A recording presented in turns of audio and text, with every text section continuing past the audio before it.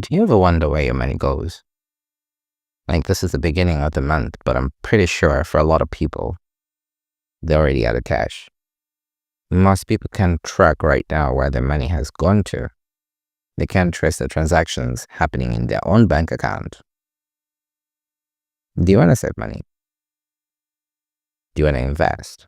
Do you want to live debt free? There's only one right answer, and that answer is budgeting. In this video, I'll take you through some tips to make sure that you control your money and not your money controlling you. Come with me.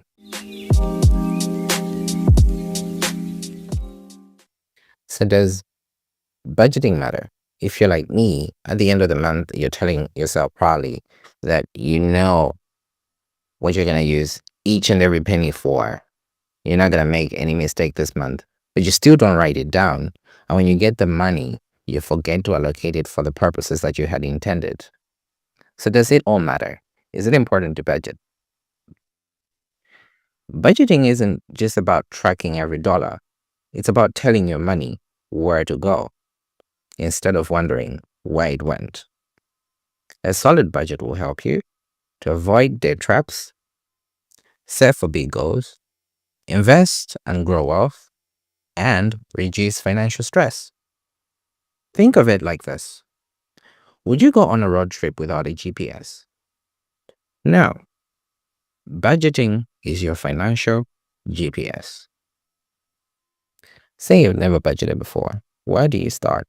A simple place to start will be the 50-30-20 rule. So what does that mean? So 50% needs, 30% wants, and 20% savings and investment. Now, some of those needs will include rent, food, utilities, healthcare, and the wants will include entertainment, shopping, eating out. 20% will include savings, investments like emergency fund, retirement, and other things. So here is an example. Let's say you make $1,000 in a month.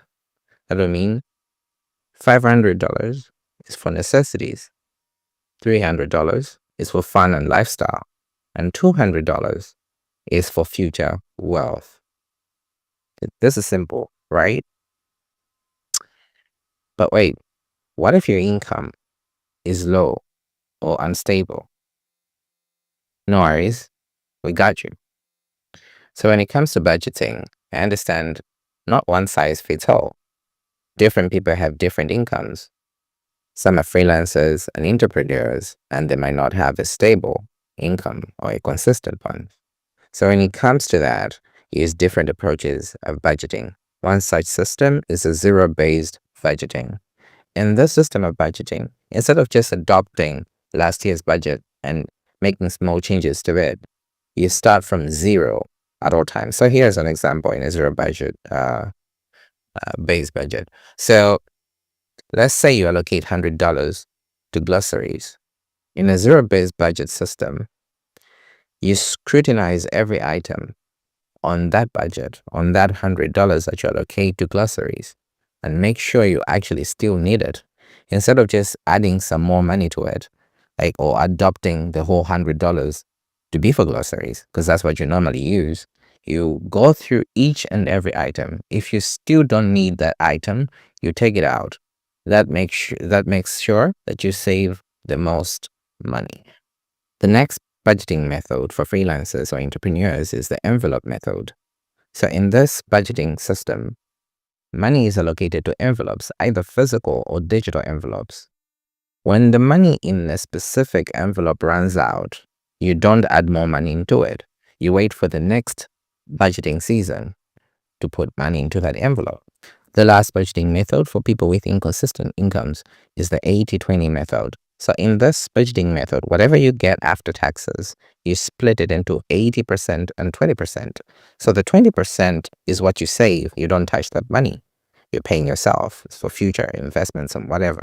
The 80%, that one, you consume it as you see fit. So that includes all the wants and the needs and everything else. There's no tracking of the expenses in this budgeting method. But make sure before you start spending the money, you have already saved the 20% that you don't need to touch.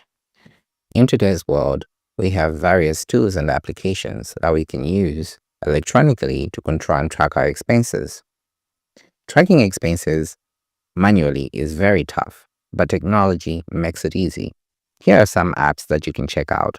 You can check out Mint, which tracks spending automatically. You can check out YNAB, it helps you plan ahead, as well as good old Excel or Google Sheets. These are simple, customizable. Pick one and stick to it. Okay, having talked about how you can budget, some of the apps that you can use, some of the budgeting techniques, here are some things that you need to avoid when it comes to budgeting.